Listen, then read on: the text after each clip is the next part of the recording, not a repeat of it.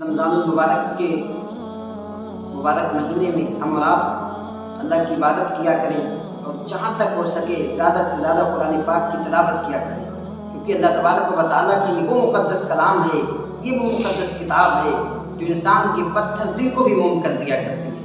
میں آپ کو واقعے کی روشنی میں عرض کروں، اسلام میں سب سے پہلے ہجرت حبشہ کی جانب ہوئی اور اس ہجرت میں قیادت کرنے والے حضرت عثمان غنی رضی اللہ تعالیٰ عنہ تھے۔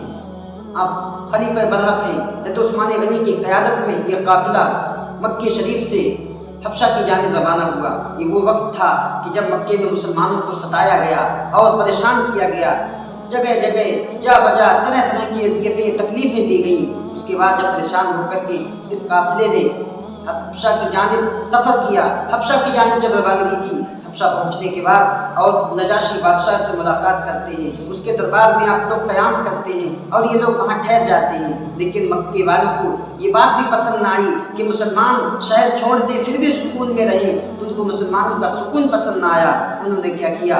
کفار مکہ نے ایسا کیا، اپنے چند افراد کو بھیج دیا۔ چند اشخاص کو بھیجنے کے بعد اس نجاشی بادشاہ سے کہا کہ یہ کچھ اوباش قسم کے لوگ ہیں، انہوں نے اپنے آبا و اجداد کے دین کو چھوڑ دیا ہے، ایک نیا دین اختیار کر لیا ہے اور ہمارے معبودوں کو برا بھلا کہتے ہیں۔ انہوں نے مکے میں پناہ حاصل کی تھی لیکن وہاں پر ہم نے انہیں بسنے نہ دیا، ابھی آپ کے دربار میں آئے ہیں، آپ کی بارگاہ میں آئے ہیں، آپ کے دربار میں یہ رہ رہے ہیں، یہ ہمارے تمہارے معبودوں کو برا کہتے ہیں۔ اللہ اکبر! پوری طرح سے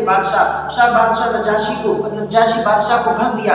اس کے بعد نجاشی بادشاہ کوئی ایسا ویسا بادشاہ نہ تھا، بڑا سمجھدار تھا، عقل و فراست رکھتا تھا۔ اس نے کہا ٹھیک ہے، ہم انہیں بلائیں گے، ان سے ایسا معاملہ ہوگا، اس کے بعد ان کے ساتھ ویسا ہی فیصلہ کیا جائے گا۔ جب نجاشی بادشاہ نے اس قافلے کو بلایا، جب قافلے میں کون شخصیت حضرت جعفر طیار رضی اللہ تعالیٰ عنہ بھی تھے، جب ان کو بلایا گیا اور ان سے پوچھا کہ تمہارا کیا معاملہ ہے، یہ کفار مکہ تمہارے تعلق سے ایسا ایسا کہتے ہیں۔ حضرت جعفر طیار نے، اللہ اکبر، تاریخ شاہد ہے، حضرت جعفر طیار رضی اللہ تعالیٰ عنہ نے وہ تاریخی خطاب فرمایا اور ایسے انداز میں اپنے احساسات کو، اپنے ظلم و ستم کو ایسے انداز میں بیان کیا جسے سن کر کے کلیجہ منہ کو آتا ہے۔ آپ فرماتے ہیں کہ کفر کا زمانہ تھا، لوگ بتوں کو پوجتے تھے، پتھروں کو پوجتے تھے، کوئی لکڑیوں کے بت کو پوجتا تھا، لوگ حرام کھاتے تھے، مردار کھاتے تھے، ایک دوسرے پر ظلم کیا کرتے تھے، ایک دوسرے کو ستاتے تھے، کہیں بیٹیوں کا حق دباتے تھے، کہیں باپ بیٹے پر ظلم کرتا تھا،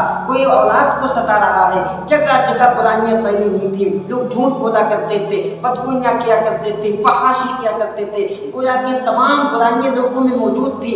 لیکن اس کے بعد کیا ہوا؟ اللہ رب العزت نے ہم پر احسان فرمایا، ہم پر کرم نوازیاں فرمائی اور ہمارے مابین ایک رسول برحق، ہادی برحق کو بھیجا۔ اس نے آنے کے بعد ہمیں ایک اللہ کی عبادت کرنے کا طریقہ بتایا کہ ہم صرف ایک ہی خدا کی عبادت کریں، وہی ہم سب کا مالک ہے، وہی ہم سب کا خالق ہے، ہم اسی کی عبادت کریں اور جھوٹ نہ بولیں، کیونکہ جھوٹ بہت بڑا گناہ ہے، اور ہم کسی کے حق کو نہ دبائیں، کسی کا حق نہ کھائیں، کسی پر ظلم نہ کریں، کسی کو بیجا نہ ستائیں، کسی کو بیجا نہ ماریں۔ اور اس نے تمام اچھی باتوں کا ہمیں حکم دیا، ہمیں اس کی بات پسند آئی۔ اس کے بعد ان پر ایک کتاب نازل ہوئی، جو کتاب میں اچھی اچھی باتیں ہیں، تمام اسلام کے احکام ہیں، تو ہم اس کتاب پر ایمان لائے، اس رسول برحق پر ایمان لائے۔ اس کے لانے کے بعد اب ان لوگوں کو برا لگا، ہمارا ایمان لانا انہیں برا لگا کہ ہم نے ان کے بتوں کو نہ مانا، ان کے بتوں کو ہم نے پوجا نہیں کی، تو اس وجہ سے ہمارے دشمن ہو گئے۔ شاہد نجاشی بادشاہ تمام باتیں سن رہا ہے، حضرت جعفر طیار اس کے دربار میں ایک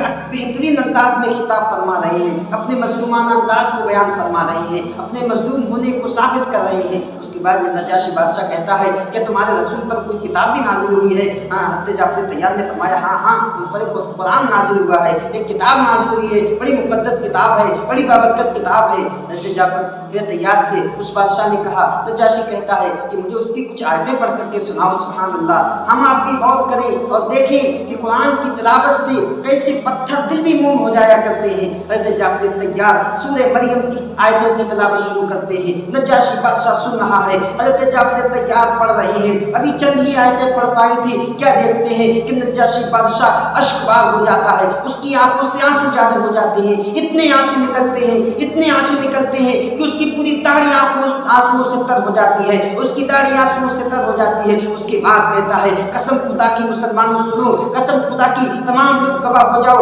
दरबारियों गवाह हो जाओ, अरे ये तो वही कुरान है, ये तो वही रसूल हैं जिनकी बशारत हमारे ज़िंदे मसीह अलैहिस्सलाम ने दी है। ये तो रसूल बरहक है, इनका दीन सच्चा है। अल्लाह का बहुत शुक्र है कि उस अल्लाह तबारक व तआला ने हमें इनके ज़माने में भेजा और हमारे ज़माने में हुज़ूर अकरम सल्लल्लाहु अलैहि वसल्लम को मबूस फरमाया। मैं भी इन पर कलमा पढ़ के मुसलमान हो जाता हूँ। सुभान अल्लाह। कुरान करीम की आयतें सुन करके कैसा उनका पत्थर सा दिल, कैसा उनका दिल मोम हो गया।